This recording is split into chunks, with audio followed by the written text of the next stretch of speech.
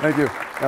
Before I'm going to let Enno off of the stage, I brought something from my home state of Vermont in the U.S., a very small, mountainous, and snowy place that makes maple syrup, amongst other things. So that is, for you and your wife, enjoy. Thank you very much. My wife actually loves maple syrup, so this is... he did probably some social engineering.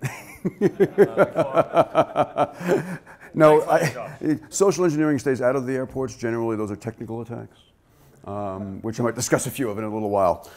So thank you very much. It's funny, the story behind me coming to Troopers is rather interesting. I was asked by my company to partner with a small startup organization in Silicon Valley, California. And they had some very, very cool deception technologies, and I've got a history of research in deception systems, honeypots and false counterintelligence kinds of things to mess with the bad guys' minds, and that's always kind of fun. Generally, I learn a lot more from the bad guys than I learn from the good guys, because the bad guys will act with impunity.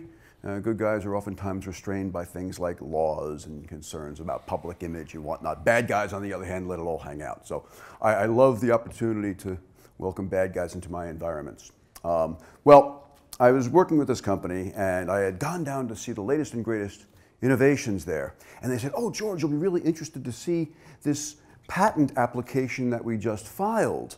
It's a great little thing where we've got this fictitious file system in memory and all kinds of wonderful data provenance tracking going on. So we know that these particular API calls being made, these particular system calls being made, either come from a trusted channel or an untrusted channel. More so, an evil channel that some pattern matching has determined, or behavior matching has determined, or something that should be there. If it's evil, it gets dumped into this fictitious file system sort of on the fly. So when bad guys try to harvest things like your cookies and whatnot out of your Internet Explorer, they're going to get this false set. Tons of fun, right? And I'm thinking about this, and I realized, you know, some years ago, Sergey Bratis and I at Dartmouth worked together on a paper called Ubiquitous Redirection as Access Control Response.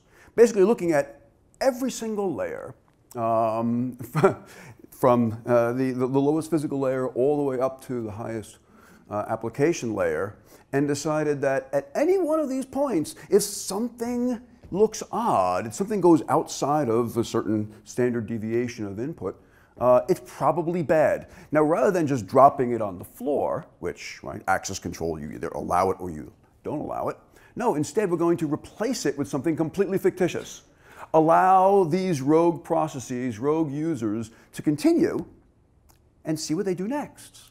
And that's the whole purpose of, you know, honeypots, right? So we want to field something. I don't like the term honeypot very much. Most people think of, here's a system that looks attractive and we'll wait for bad guys to come and get it. No, bad guys know what they want already, and it's not your honeypot. What they want instead is the valuable bits and pieces. So I'm going to jump into the valuable bits and pieces, whatever this application might be, database, etc., and then watch how everyone behaves in there, and then make these redirections inside. So anyway, this company had gone ahead and filed this patent application. And I looked at it and I realized, wow, Sergey and I, we wrote this paper, and Sergey went and did a talk. Good morning, sir. Speak of the devil. Did a fabulous talk on that. And we sort of kind of pushed it off to the side. But I'm looking this over and I realized, hey, wait a minute, I might actually have a claim because they haven't given us any credit. You know, usually when you write a paper, it's very, very nice when people cite this thing of you. Well, if someone else tries to, they make money off of it, off of your work, and they don't give you credit for it, you might have some legal claim. So I called Sergey up. I'm sitting in a bar in Cupertino, California.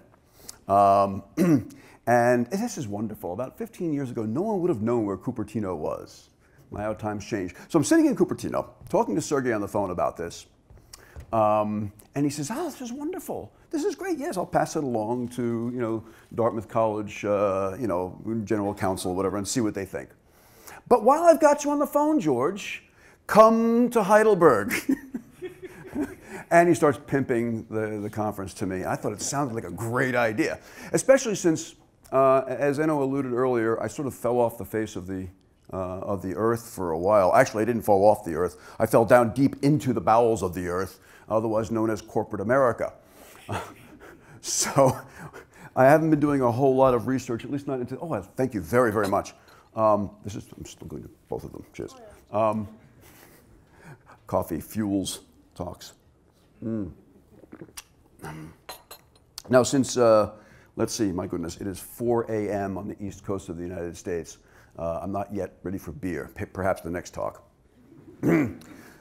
So I've fallen into the bowels of corporate America, and that's wonderful. I get to see many wonderful things. I work for an organization now that makes widgets. These widgets seem to be of value not only to our customers, but to many of my customers and my company's adversaries. So Northrop Grumman, of course, is the company that I've been working for now for about 8 years or so, and that's the hole that I fell into. Being a large engineering company, lots of cutting edge things, some of which gets discussed in the media, others not so much, I've got a fantastic opportunity to learn from the bad guys. So they come after us, they attack us, or they try to attack us. And just as I've done in the academic circles, I'm doing now in production circles, doing things to try and tease out more behavior from them to learn more about who they are, what they do, who they work for, what their capabilities and limitations are, maybe something about their organizational structure. And we've written a few papers for various customers, a couple of things for the US Congress on China's abilities to conduct cyber warfare. I love that term, cyber warfare. So actually, I can't stand the term cyber warfare. Warfare, like people die, lots of them. And working for Northrop Grumman, initially I thought, wow, this might be a little strange because they do a lot of stuff that supports, armed conflict. But in many ways, I realized that little cheap weapons, Kalashnikovs and hand grenades and things, those are designed to, take people out. Whereas really, really big, really expensive programs, portions of the details of which get leaked to the media, portions of which get leaked out in diplomatic negotiations, well, these things are designed to prevent armed conflict. And these B-2 stealth bombers that my company made for many, many years and still supporting, horrible, horrible things that can be done. So much so that, this is like the old Cold War mentality. The more horrible it is, the less likely anyone's going to want to do this. But the value of these things, the value of the deterrence is really diplomatic in nature. If we've got these things, then the politicians we're sending to the table are going to sit down and say, hey, guess what? I've got an ace in the hole. You know I've got the ace. You don't really know how powerful it is. There are some little bits and pieces of it that are unknown, like how to detect these low observable signatures and whatnot. And all this is technology. And all this technology is what's making it an effective deterrent. If all this technology were to be released to the outside world, then everybody could build wonderful tools to detect these things and take them out of the sky. And thus the value of the deterrent goes down and the likelihood of armed conflict goes up. And I realized that by doing really good, hard InfoSec for a company like this, I'm actually contributing to a more stable place that we like to live in and hack in and play in. So I feel a little better about that, plus the fact that we do all kinds of cool things like moon probes. You know that we blew up the moon, right? Yes, we crashed something into the moon and took pictures of the plume that came up afterwards, a moon probe called L-Cross. Other things, we're making the replacement for the Hubble Space Telescope, something called the James Webb. It's going to be out there at the second Lagrange point, peering way back in time. So this is really, really awesome. Well, as a result, bad guys pay attention to us. And in 2006, a good friend of mine and many of you in the room, Jeff Stutzman, called me up and said, hey, George, we're putting together this cool little team, a bunch of pirates within the company that doesn't have to worry very much about the rules, and we're going to call it Viking Sun, and we're going to kick these foreign espionage actors off of our network. That's kind of cool. The name is awesome. Viking Sun, right? It was actually code word protected for a while. The name came from bandnamegenerator.com. There were a few other less savory names that came out first, but Viking Sun is the one that I thought was the most politically acceptable. So yes, pirates.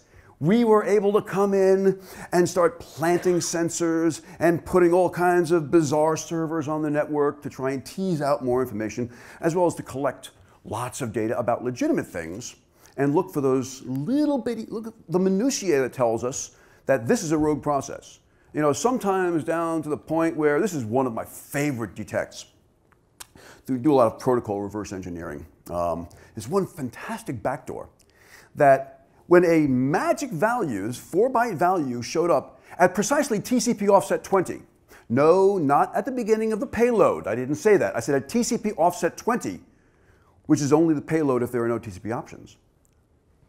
If this magic string appeared, then the listening system would spawn a new thread inside the running service, and now we have a backdoor. We're familiar with port knocking, right? Where somebody sends a number of packets to a sequence of ports, and poof, we now have a magic backdoor that opens up. Well, this used a non-promiscuous sniffing backdoor for that magic value at that point. That was wonderful. So I've got some of the best network analysts in the world that are constantly digging, looking for things like that. Now, how do we find them? By instrumenting the network. How do we get around the lawyers? Well, at the time, we told the lawyers what we were going to do. And since our Chief Information Security Officer, a guy by the name of Tim McKnight, is an ex-FBI investigator, he knows the value of deep investigations of data. So Tim gave us all kinds of wonderful latitude.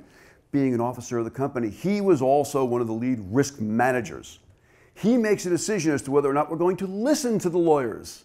They advise, he decides.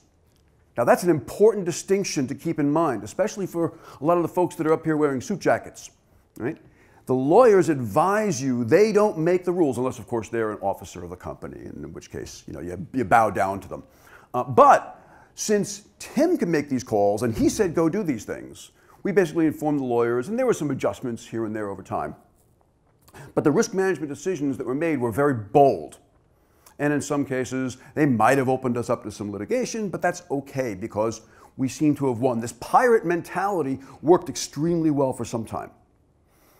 Fast forward a couple of years, and I ran into a gentleman named John Strand. Anybody here know John? Good friend of mine, paul.com.com. He does some regular talks and whatnot. He's a SANS instructor. So John and I met, and he was done. He'd had it. He had been pigeonholed into a CNA role, certification and accreditation. This is what he would do. Take someone else's standard, go into an environment, and go down this checklist and see, does it meet all of these requirements? And when he says, yes, it meets them, but you're still a mess, nope, we're not going to spend any more money because all we need to do is meet the requirements of the customer. Now, that has nothing to do with security. Nothing whatsoever. It's got to do with certification. Right? There's this whole discipline, GRC, governance, risk management, and compliance. Another one of those oxymorons we were talking about yesterday. I decided to take my team and change the whole GRC process to inject new requirements. So compliance with these new requirements meant that we needed to be a little bit more proactive in security. Start thinking about the real world attacks that we're now aware of. We know about the capabilities of the bad guys, not because we're looking to see what's being stopped by the firewalls and pulling up metrics and building graphs and things. No, that's useless data. If you're a risk manager and you're trying to play around with some dollars and cents, graphs might help. But when it comes to really understanding the threat, and being able to inform a risk management decision, then yeah, you really need to see what's going on and build new requirements. So that whole GRC process, we took the fuzzy pirate stuff that we learned earlier and applied that to it. We expanded that GRC discipline. That's a difficult thing to do in a lot of organizations. So we've got the executives, governance, right? They decide what's right for the company. We have our risk management. We're going to bring our risk down to an acceptable level, if we choose to, by, well, transfer some off, right? There's insurance companies that can write off some of this stuff for you, but it's expensive and it never really covers what you need. And there's, of course, the risk acceptance. Say, all right, we're going to deal with this. I briefed this one chief executive officer as a result of a vulnerability assessment where he popped all kinds of nasty things in his network. And he said, no, I'm not going to accept any risk whatsoever. And I said, sir, that's not realistic. If somebody rolls a backpack nuclear device 1 block away from here and they flatten your organization, can you survive that? There's a risk. It might be a minuscule risk, but it's a risk. And you decide whether or not you're going to spend all of these tens of millions of euros to build this new facility, staff it with more people, have real-time data replication so that we can withstand that. Well, it's probably not that realistic. Not for that organization, but for others, it is. There are some governments that they do precisely that. They build alternate facilities because the risk of that is much greater because they've done what? They've assessed their threat. They know who these bad guys are. They know what their capabilities are. And they realize that we should probably invest some money in getting ready for this. That way, it is a more effective deterrent to keep them from pulling that trigger. But you can't do that unless you understand it, unless that risk management decision is informed. So, a couple of my core principles. 1, never underestimate your adversary. They've got capabilities that they have not yet disclosed to you. 2, never overestimate your adversary, because they're idiots.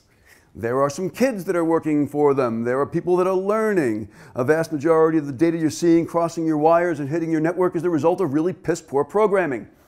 3, from one of the biggest or the bravest people that I've ever come to know about, Helen Keller.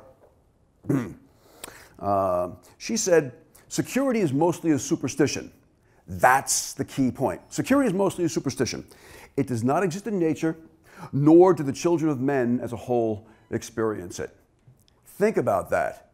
There is no true security. There are more secure conditions. There are decisions you can make that are informed by security aspects, but there is no truly secure condition until you're buried 6 feet under the ground, or your computer, of course, is encased in concrete and at the bottom of the ocean. Well, that's only secure until someone comes along and decides to dive down, pull it out, extract residual data off of the disks. So even that concrete ocean thing might not be completely secure. If it exists, there's risk. Now, of course, Helen Keller goes on in her security quote and says, avoiding danger is no safer in the long run than outright exposure. Life is either a daring adventure or nothing. I love that when I'm going skiing or mountaineering, or what have you. Risk managers really don't go that way, though. So outright exposure, not so good. Now, before I continue, just so as not to disappoint anybody, Snowden, Manning, Stuxnet, APT, Target, GCHQ, Aaron Barr, RSA. Did I miss any of them? Okay, good. You can't do a keynote without mentioning those these days. APT, was it in there? It is in there. I missed it. I'm sorry. APT. APMT, Advanced Persistent Marketing Threat. All right.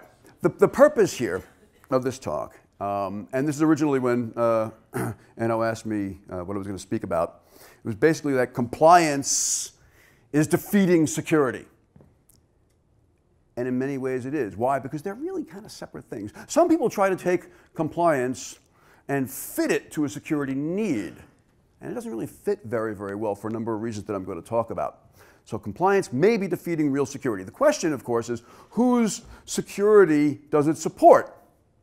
If the certification bodies are really doing their jobs, they're ensuring the security of the certification bodies' operations and that of their constituents.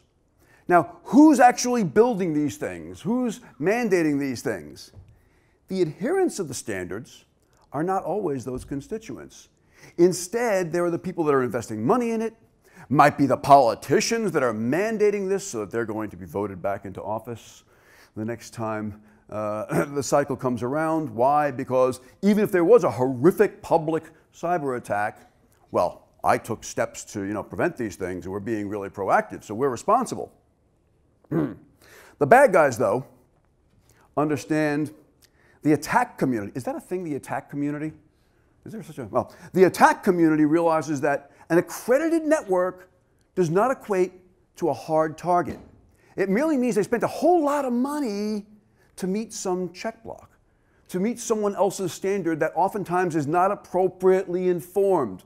Go back to this informed risk management thing. So I'm going to actually pass over a couple of things that I wanted to chat about, just in the name of saving some time.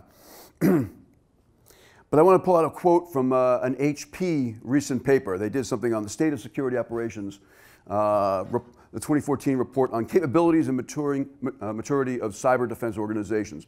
They said, focus on compliance objectives sets a dangerously low bar for the mission of a SOC.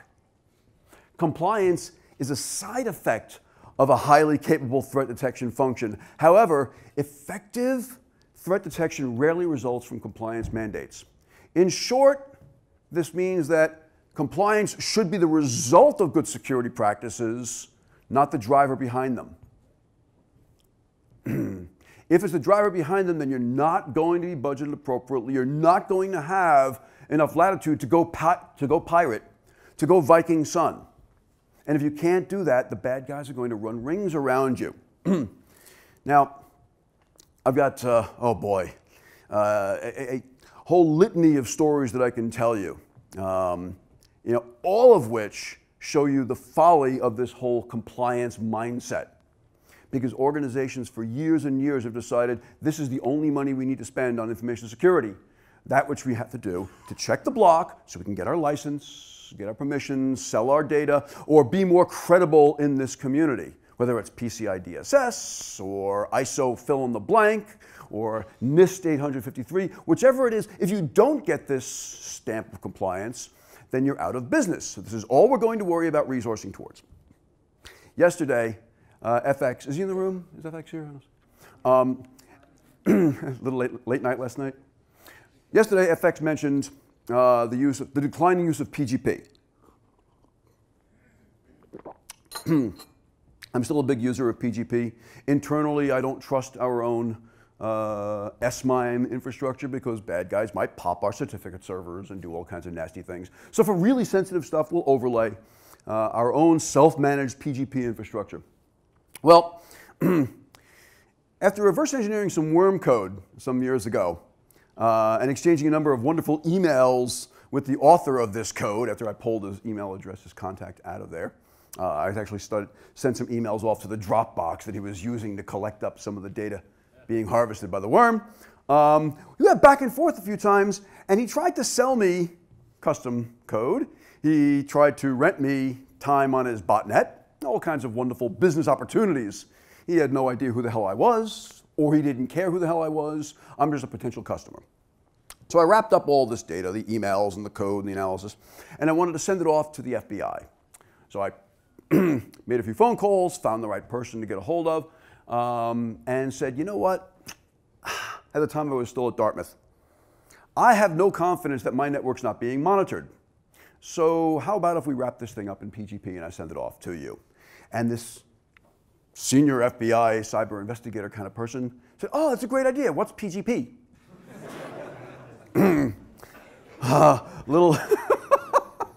Little education, had him work with a few other folks. They got it installed on his machine, exchanged keys, and off went the evidence. Sent it to the guy, opens it up. Oh, George, this is wonderful. Thank you very, very much. Great stuff. But he replied, and in Microsoft Outlook, the PGP plugin's a little wonky.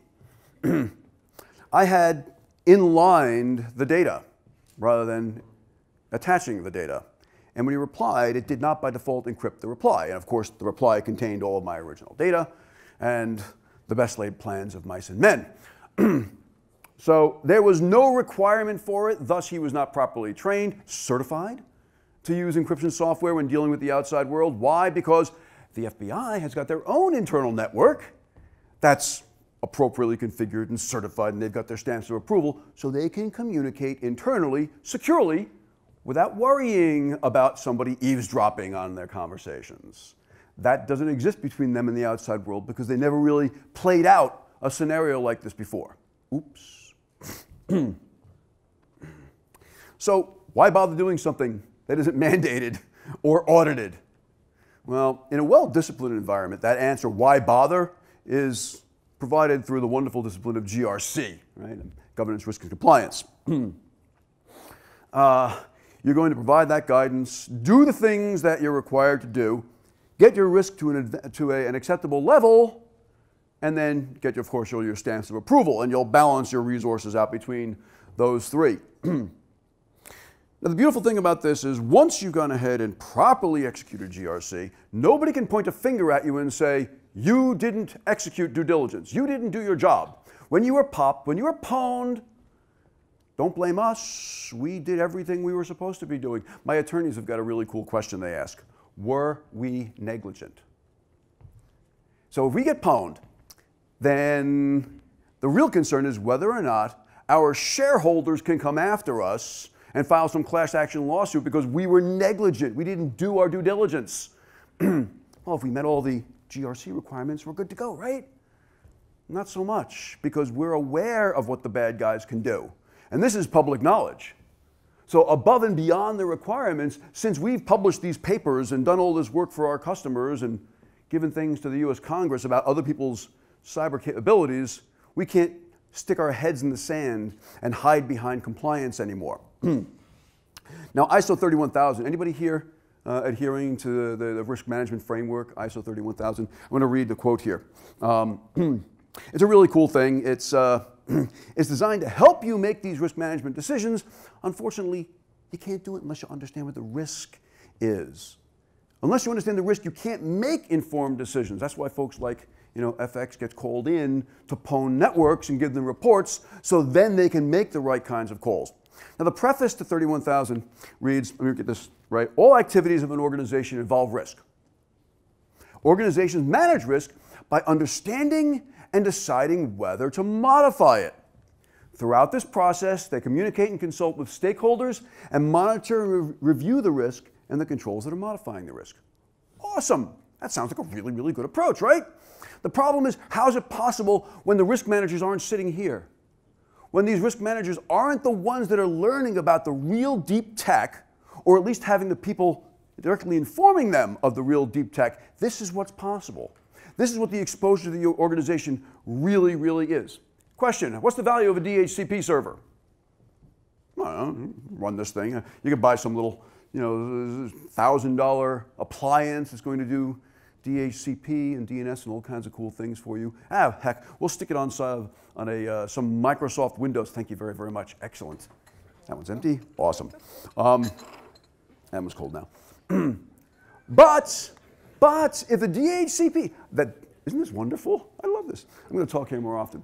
But if the DHCP server goes down, what is the real impact? $1,000, right? Not a big deal. Anybody here use Skybox View? It's a really cool risk assessment type of tool. Skybox View, you input scanning results and vulnerability scanning results, network mapping, firewall and router configurations, and then you do all kinds of asset valuation inside of this.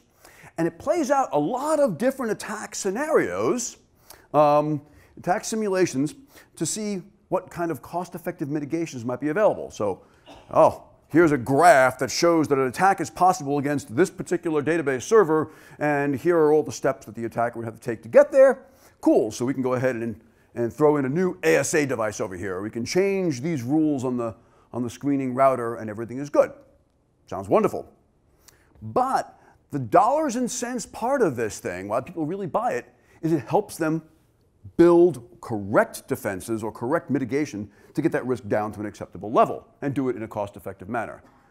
What's the value of the DHCP server? $1,000?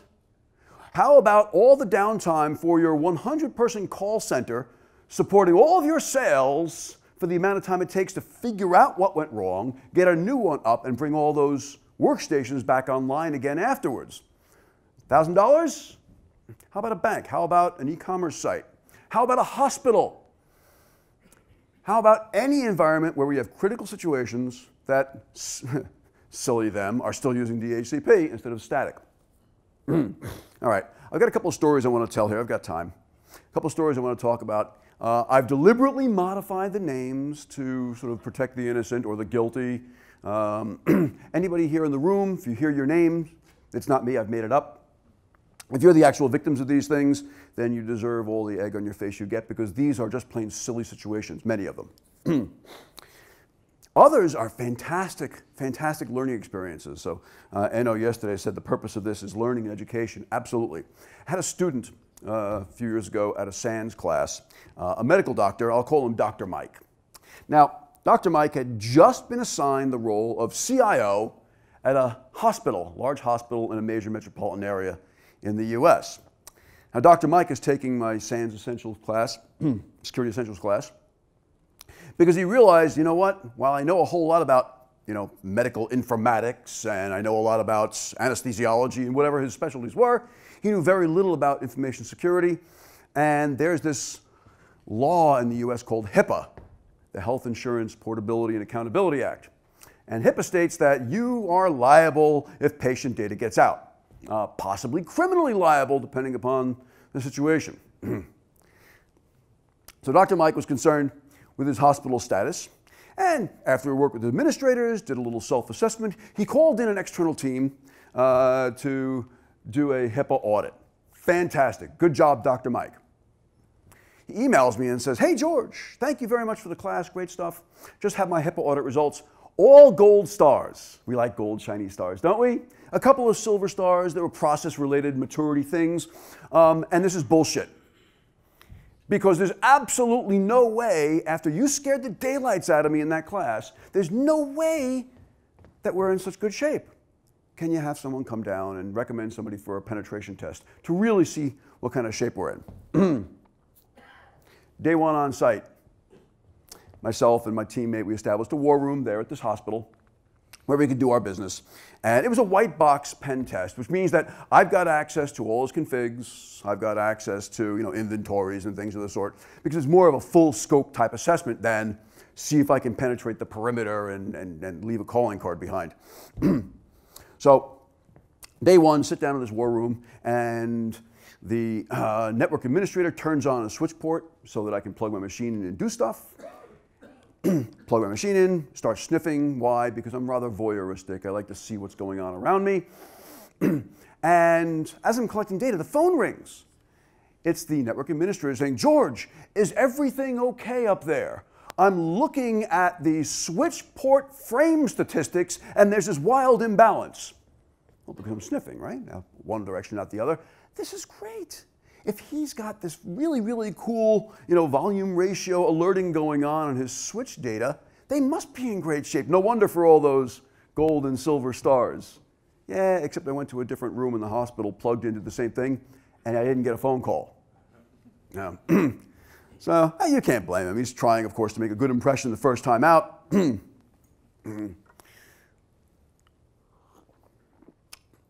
So I figure, all right, this is going to be fun. They're trying to impress me, but and they've got some capabilities. They know the kinds of things that can be done, but they're not necessarily the types of alerts in there that it should be. So as my teammate starts looking at configs, I start wandering around and looking at other controls. I figured, let me go through the new employee process. New employee process, I'll go and I'll get my little account and I'll have my briefings, etc. And this involved sitting down and being given my Active Directory account and told what the password policies were. So I had gone through the organizational policy. Dr. Mike did a really, really good job and had this fantastic, password strength policy, length and complexity and all this stuff. And the woman who briefed me told me, you can't use a word from the dictionary. You can't use someone's name. I thought, oh, okay, that's pretty good. And you need to use a combination of letters and numbers. Oh, very good. Well, can I use my wife's name with a couple of numbers at the end? Oh, yes, absolutely. Lots of people do that. How did she know that? Was she privy to the output of, some password cracking device? Or are people telling her the password? Or have they all kind of said this? Or has she recommended it in the past? Now, the beautiful thing, many people do this, so when you have to change your password in 100 and X days, you just increment the number. This way you won't forget it. So I run back, of course, and I modify my dictionaries for password cracking. I modify my Hydra and my Hashcat rules so that when it does come around to password cracking, it's going to be a lot more effective very, very quickly. Well, how about other wonderful policies? Access control, etc. I figured I'd gain access to two sensitive areas. The medical records section That's what HIPAA is all about, and a lab environment. Now these things are on isolated floors, locked doors, key card access to the elevator, all this good stuff. So I go into the stairwell. Now, there was really no scope for social engineering inside this penetration testing contract, but come on, what good pen test is complete without a little bit of social engineering, a little bit of a smile and a pwn? So I go down to the floor, through the stairwell, and here's a cipher lock on the door. I try 0, 0, 0, 0, nothing. 1, 2, 3, 4, nothing. So with my clipboard in hand and really hideous tie on, I knock on the door. Hi, can I help you? Yeah, I'm with the tech team. I need to go look at this machine. Oh, okay, come right on in. Twice I try this, 2 different floors, twice it works just fine. What's going on here? The policy, the technology, all this cool stuff is good, but the people aren't properly informed. They have no idea that somebody would try silly things like this. All right, let's try a second smile and pwn. A place that people, untrusted people regularly go, untrusted horrible people like patients. They go into waiting rooms at doctor's offices. So there's one public clinic down on the ground floor, walk in, and I waited until after the business day was sort of over, about 7 p.m. or so. And I go to the administrator sitting at the desk and say, excuse me, I'm with the IT team and I need to repair this computer over here. There's a kiosk computer in there, appropriately locked down. Of course, lots of wonderful endpoint controls on there, Active Directory and stuff. Group policy objects that stop it from doing anything other than letting the patients get to their own little surveys and play Mafia Wars or whatever it is they want to do, important while waiting for the doctor. So I decide, well, let me poke around a little bit, couldn't get very far. Pull out trusty Kali Linux disk, throw it into the tray, and I'm about to pop the side of the case open so I can go ahead and reset the BIOS, allow it to boot from CD-ROM. Well, it automatically selected the CD-ROM, let me boot to it. Beautiful. Turns out that there was no other external controls whatsoever in place, which means that from there, I start scanning the entire network. I have a map of the whole hospital, a few PTR lookups. I find a machine called FWAdmin. What the heck could that possibly do? Take my wonderful little Hydra and start pounding on that machine using, well, the accounts that I enumerated using null sessions. And yes, here's one that's a member of the administrators group on the FWAdmin box. The password hadn't changed in 4 years. That happened to be perfect with what I had socially engineered out of the people telling me about password policy. And now I've got access to the machine, which includes, of course, Cisco Works. Anybody want to buy some ASA configurations? By the way, gold and silver stars. Gold and silver stars, it was wonderful. All right, now this is all great. It requires physical access. How about over-the-wire pwnability? Over-the-wire pwnability, can I do this remotely? Well, hospital, firewall, DMZ, perimeter router, and the world. Well, looking over the inventories, I knew what kinds of systems were there. Rather than scanning from the outside world, I plugged myself into the DMZ only because I'm trying to minimize external traffic. And I found another machine that I had never seen before. It's not on the list. What's going on? All right, scan this box, and I see port 135 TCP, 139 TCP, but not 445 TCP. This is the 21st century. Why is there a Windows NT machine sitting there in the DMZ of this hospital? So I go back to my customer and say, listen, I don't know what this is. It might be out of scope. And generally, out of scope in a hospital, places where people are plugged into machines and things, you don't want to touch them for the most part. So I asked the CIO, asked Dr. Mike, and he says, oh my goodness, I don't know what this is. This is an abomination. Goes back to his network people, they run it down. It was the Coke machine, the Coca-Cola vending machine. Running Windows NT 4.0 for who knows how many years, that the employees can come and they can swipe their little card on, and they can have their little account debited so they have their frosty cold Coca-Cola. This is wonderful. And the machine, of course, is going to contact their mothership and do billing and inventory control and all this wonderful things that Coca-Cola vending machines do these days. Well, out of scope, I can't pwn the box. I can't touch it. It's not mine. But what I can do is notionally state, I have pwned it. So I plug myself in and start sniffing, as if I had taken control of it. And oh, this gets so much better.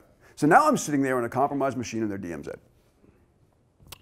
A little bit of ARP cache poisoning between the firewall and the border router allowed me to see everything coming and going. Now, hospitals are connected to external labs. Hospitals are connected to insurance companies. Hospitals are communicating with all of the peer organizations that allow them to stay in business, be effective at healthcare, and still make money.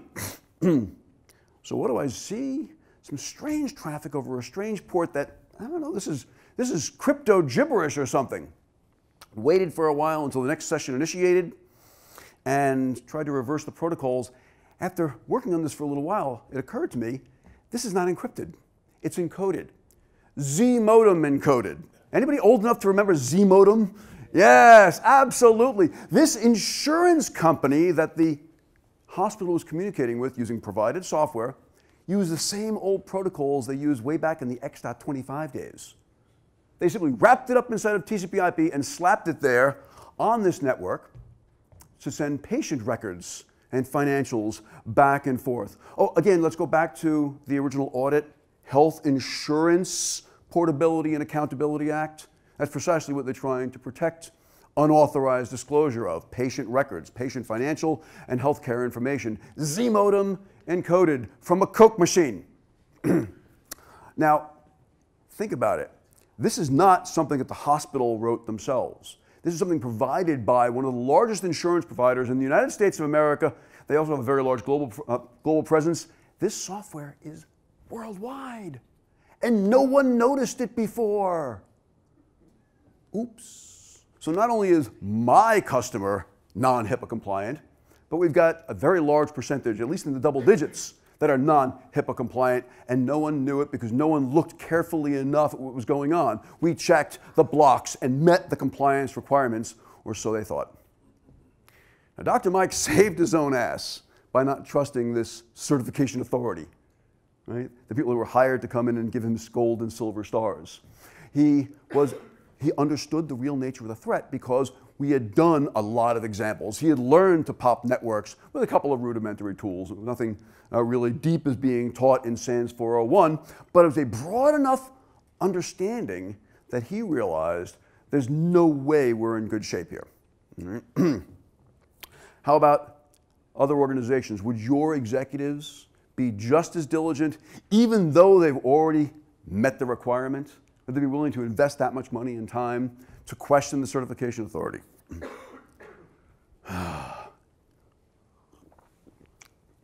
Another one. Like I said, deep dark holes, all kinds of cool things we see. My team was called in to investigate an intrusion. So law enforcement contacted the customer and said, oh my goodness, you've been pwned. We see one IP address in your organization talking to known bad guys. This is the APT kind of thing. Talking to known bad guys. You should go and check this out. So they had two IP addresses, one of the external command and control server, CNC server, and one of, well, it would turn out to be their proxy that was talking to this thing. So we get called in, hey, try and help clean this mess up if you can. It is actually, we thought it was going to be fairly simple.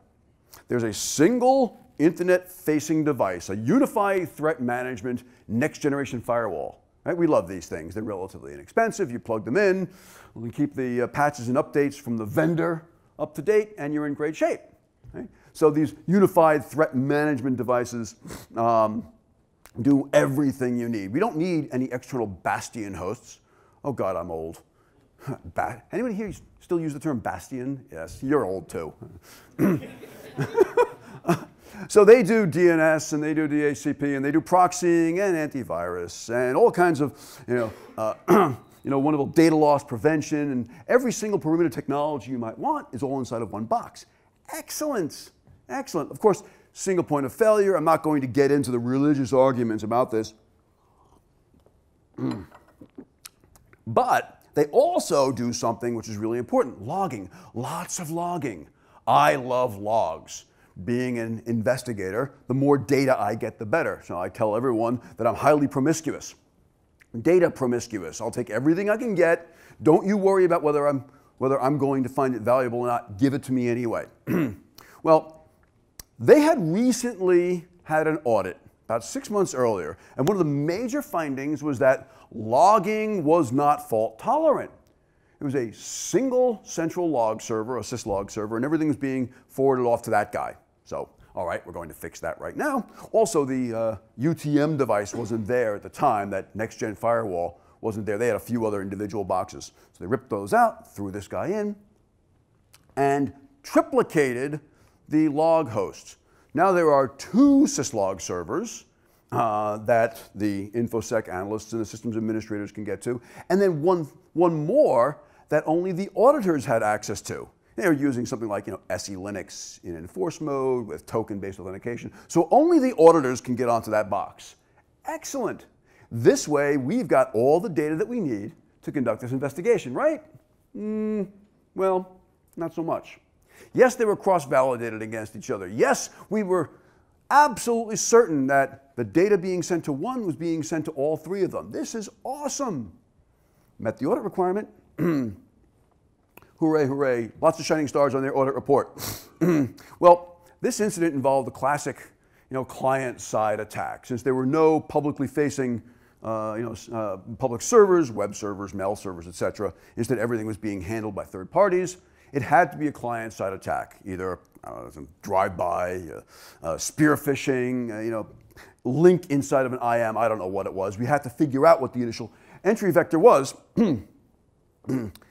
But when the rat phoned home, when the remote administration tool phoned home to the CNC server, the attacker, we have to assume, because this is classic APT behavior, the attacker is going to move laterally inside the organization. So not only has he pwned one box, but lots and lots of them. So he has got this persistent, redundant control of the network. So the forensic process is going to be fairly simple.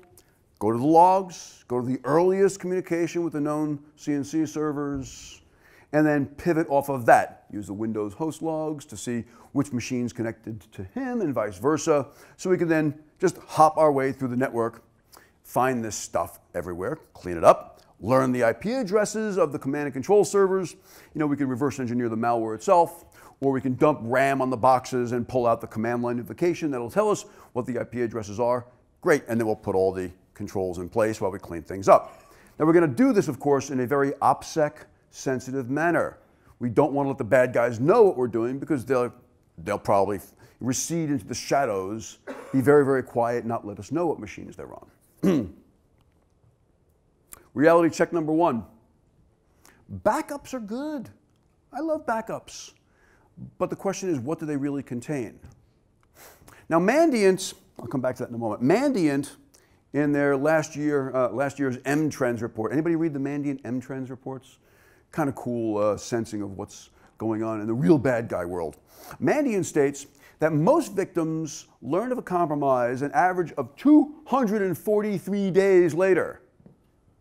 243 days. Well, turns out that looking at the perimeter logs, we discovered that it was many, many, many months between the first communication with that CNC server and when law enforcement notified the victim. This is bad. In addition, we see that almost all of this is over HTTP port 443. The connect method. Now, that means that inside the proxy logs, we're not going to get the referrer strings. I don't know what link somebody clicked on to go to this thing the first time. It's encrypted, so the proxy can't pull these things out. All right? So what we're going to have to do then is look elsewhere. We had a few different hypotheses what the initial entry vector was. Web click is one of them, drive-by. Might have been email. So let's go ahead and dump out the user's email mailbox. Well, there's nothing in there. Many, many months ago. Patient 0 got infected somehow. We don't yet know how. So now we'll go to the Exchange server logs. Logging is good. Go to the Exchange server logs and, oh, well, no, there was no audit requirements for Microsoft Exchange message tracking, which means that the message tracking logs aren't being backed up, which means that, well, wait a minute, they're already being produced. The administrators are using these things to help do troubleshooting and whatnot, and there's only a few days of storage before they roll over and overwrite themselves. This is good. Backups are good. Let's go to the backups. They do nightly backups, nightly incrementals, and then do weekly fulls, and then monthly fulls. But the problem is those weeklies would then overwrite the previous ones, and the monthlies would overwrite the previous ones.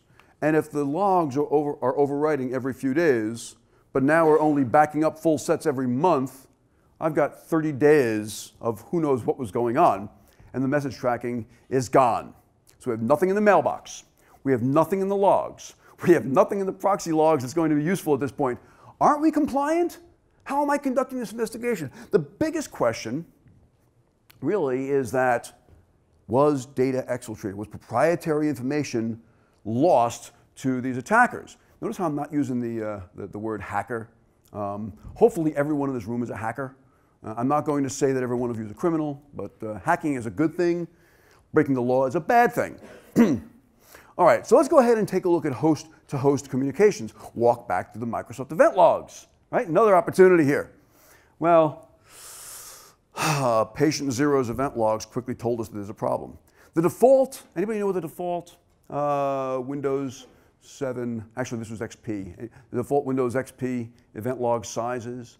I think it's 512 meg, right? Before it starts overwriting itself. Seems like plenty, right?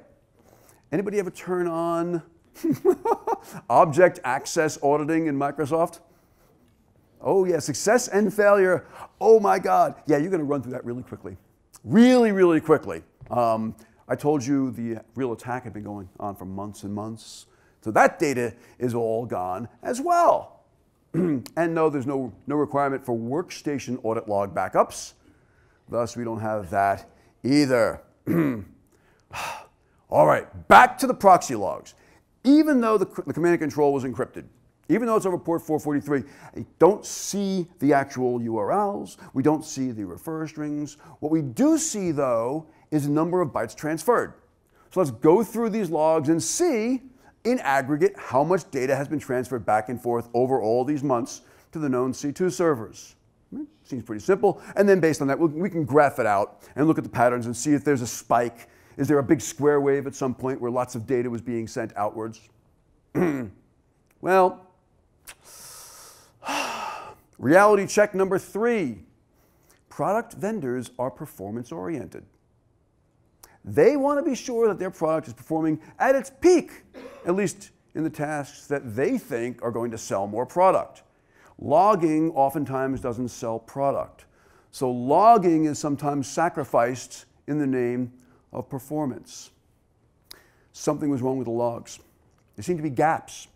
UDP port 514 is used to send syslog to these 3 hosts. And it turned out that there was these huge gaps in logging, and it was identical on all 3 log hosts. It wasn't as if one was having performance issues and couldn't keep up with it. It was identical gaps on all 3. So we plotted a bar graph of the number of events per second, and it turned out that every 20 seconds of activity was followed by 100 seconds of dead air.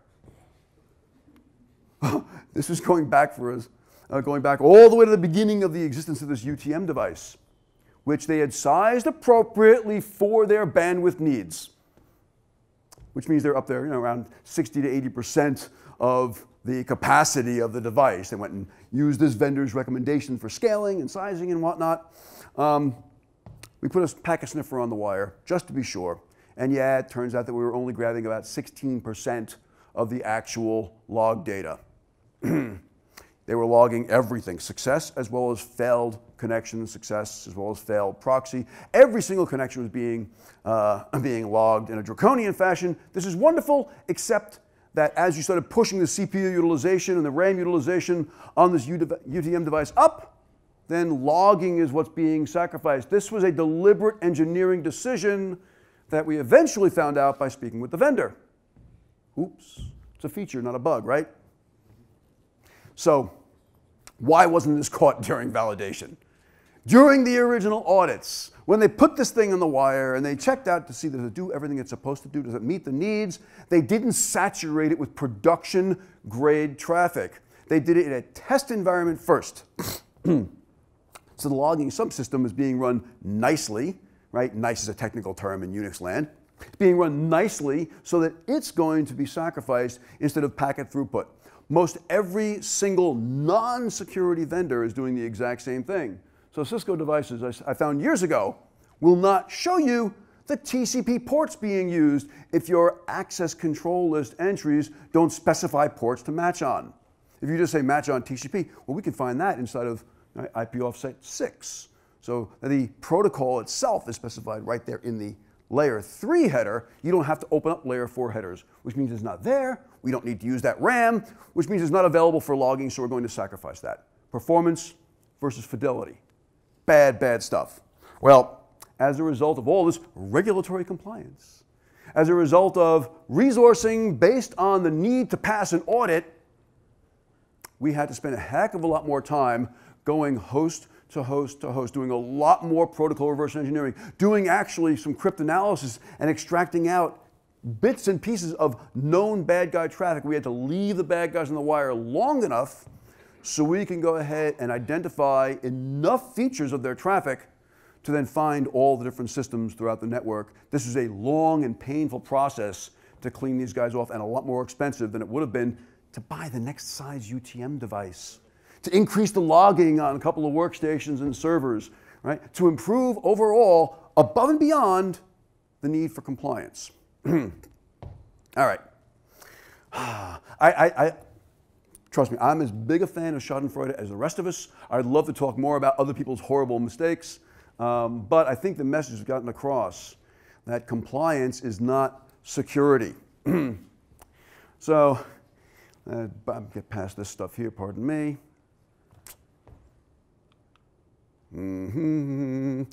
These situations, what do they share? The networks were accredited to meet the requirements handed down by somebody. PCI DSS. Target just recently passed their PCI DSS audit, didn't they? Absolutely, which means that they had an incident handling process. They had all kinds of dynamic separation. They had a separate card data environment, a CDE, that had lots of controls on it. They also had a qualified security assessor that came in and looked at things.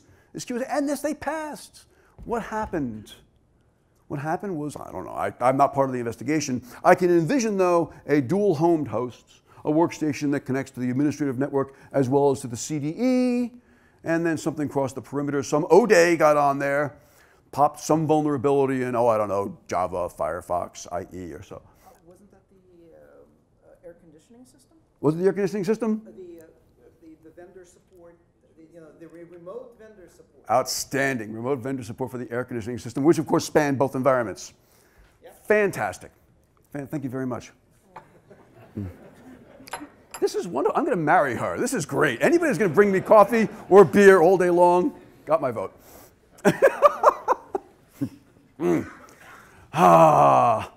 The first example, Dr. Mike, is the direction we should all be thinking. Right? Just because the letter of the standard has been met doesn't mean that you won't get your ass handed to you when you are targeted. Right? Why is there a disconnect?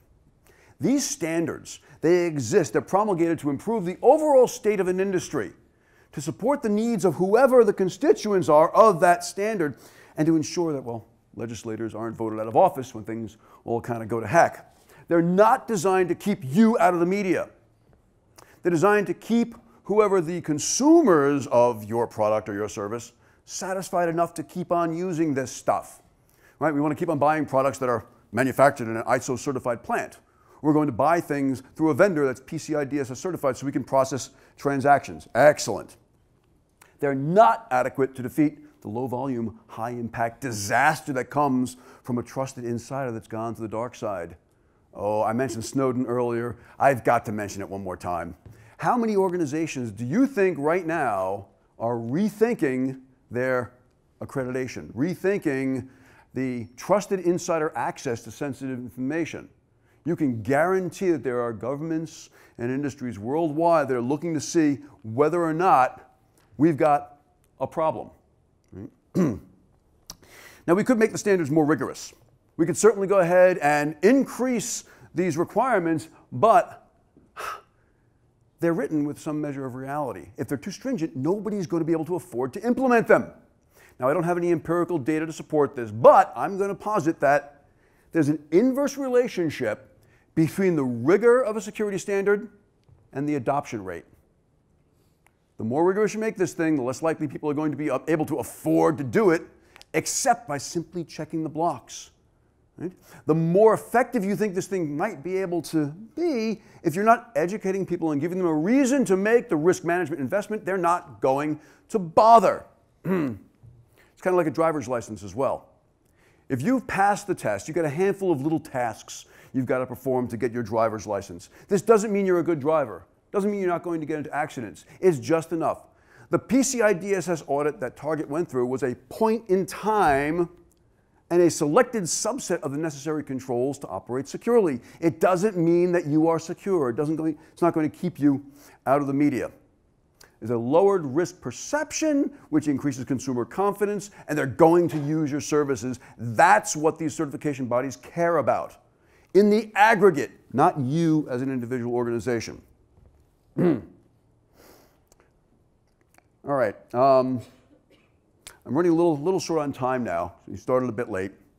Let's see. All right. Now, recently, in wrap-up, I want to talk about Insider for a little bit.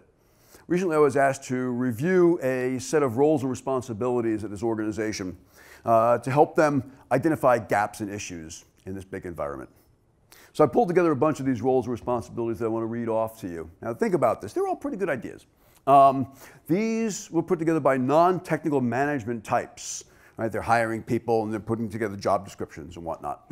So the list is based on the organization's current way of doing business. I extracted a few of them that I thought were relevant here. Collect system audits. That's good. Perform weekly analysis of required audit trails. That's good. Document, follow up, and report on audit trail anomalies. Design and implement perimeter defense and intrusion detection strategies. Awesome. Create, complete, and maintain the seal log. That's the tamper evidence seals. You put little stickers on a computer case so you can see if anybody's broken into it. Coordinate risk acknowledgement customer letters. Whatever those things might be. It sounds good. Perform systems certification and test. Implement hacker protection. That would be keeping all of us off the machines since we're all hackers. Identify unique threat to the system. Report unusual user or system activity. I like that one. Evaluate all changes and inform the information system security manager of their security relevance. And it goes on and on and on. Execute least privileged concepts. Review malware and antivirus software. These were all assigned to systems administrators, not security personnel. In many organizations, that's all you've got. Wasn't Ed Snowden a systems administrator, if I'm not mistaken? So I had some fun with a formally compliance-oriented bunch of systems administrators and security officers. Got them together in a room and said, okay, you know the controls. You engineered the controls. You're monitoring these systems on a regular basis. Now break into it. Be Ed Snowden. See what it would take to get data out of the environment in a way that's undetectable before you have a chance to go ahead and WikiLeak it or pastebin it or whatever you're going to do. Sell it on the black market before anyone detects you. And it was great. You have no idea what twisted little monkey brains these administrators can have if you put them to the task. This is fantastic. We've been dumbing down our operating systems, dumbing down our management infrastructures to the lowest common denominator so we can pay people pennies and still have them run our networks. But they can be twisted little monkey brains. They really can look at these things and scrutinize them at the same level of granularity that you can, given the chance, given the education, and given the motivation. Fire alarms, crowbars, wire cutters, deliberate misconfigurations to flood alerting mechanisms. Remember? Stick and snot, take a bunch of snort rules, create the data to flood these intrusion detection logs. Oh, they were coming up with tons of really cool things like that. Tampering with alerting mechanisms before modifying ACLs. That way they could do what they want without the alarms going off. These people were getting incredibly creative. They learned in that short 2-hour exercise to, number one, not trust the person sitting across the table from them blindly. And number two, to think outside of their previous requirements and solutions box and take a slightly more holistic view to everything. Fantastic. Dr. Mike did the exact same thing. The solution is education and awareness. The solution is not more controls. The solution is not more requirements. The solution is understanding and respecting the real problems at hand. This is not a technical challenge. This is a human challenge. We're not going up against all of these finite automata. We're going up against twisted monkey brains that know the way around those certification controls because they've studied them as well. I've seen bad guys time and again profile controls so they can work their way around them. They subscribe to the same antivirus products that you've got installed so they can go ahead and modify their malware. It's trivial to modify malware and not pop your protections as long as we know what your protections are. Trust me, they're profiling them. Educational awareness. Play war games with everyone. Get everyone involved in some of these tabletop and maybe even real hands-on exercises. I don't care if they're programmers, system administrators, CEOs, everyone should be part of this wargaming exercise. And it doesn't need to be everyone shut down operations, come into the room right now. No, that's not realistic. But perhaps part of the normal standard training and awareness. I know we do annual things. There are requirements for certification for security awareness. Beef these things up somewhat so that people understand what the real threat happens to be. My team regularly conducts a traveling roadshow where we pull together engineers, admins, managers, developers for a program, and we show them precisely what we know about the adversaries, what their capabilities, limitations, targets are. Scare the daylights out of them, realistically though. So now they're a little bit more aware of what's going on, and they understand why we need to change our passwords, why we're not going to pick up a USB stick in the parking lot and bring it into the office. Educate your risk managers. When you find a vulnerability, how many folks do vuln research in here? Is it frustrating? Does it drive you crazy when people don't pay attention? I found this, I've published this, but nobody cares because they don't see the value in it. Pwn them, take them and show them, here's a model where we can take this vulnerability, exercise it, and destroy your operations, or we can increase the cost of your doing business, we can embarrass you publicly. I had this fantastic discussion with people about man-in-the-middle attacks and hijacking VoIP communications on unencrypted LANs. Yeah, that's all well and good academically until we sat there and demonstrated it with authorization, of course, between two vice presidents and said, okay, here's the results of this. Yeah, I popped one of the laptops over there, put my little agent on there, sniffed the Cisco Discovery Protocol messages being broadcast out to learn that, yes, VLAN 5 is being used for VoIP. A little bit of ARP cache poisoning, a little bit of configuration of the interface on the machine, and boom, all your voice are belong to me.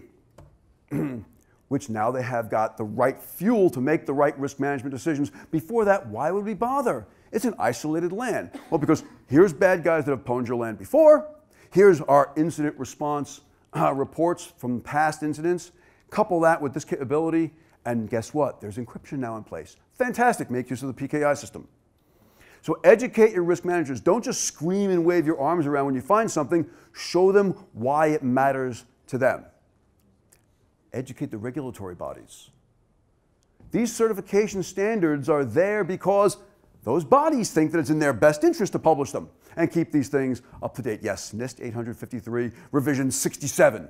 Or PCI DSS, isn't there a new version coming out next week, next month, next year? Right? I think version 3 or 4 is, I think you've got until next year to apply this thing or comply with this thing. Trust me, it's going to turn around again. With the next major breach, there'll be a new revision coming out. It's a non-stop process because they're informed only after the fact. Inform them before the fact. Better yet, levy your own requirements on top of the certification bodies. State to your risk managers, we absolutely must do this. This is why. So now here's an additional set of controls.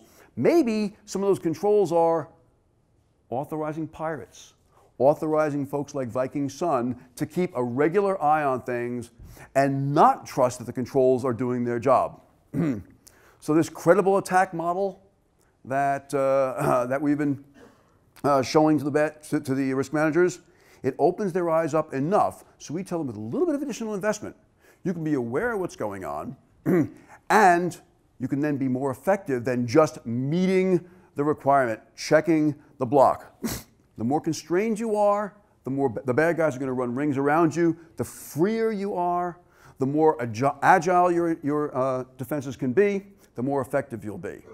Compliance itself should be the result of good security, not the driver behind it. Any questions?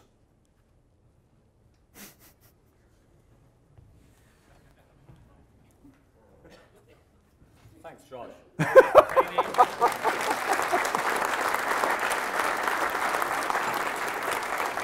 Cheers. Thank you, sir.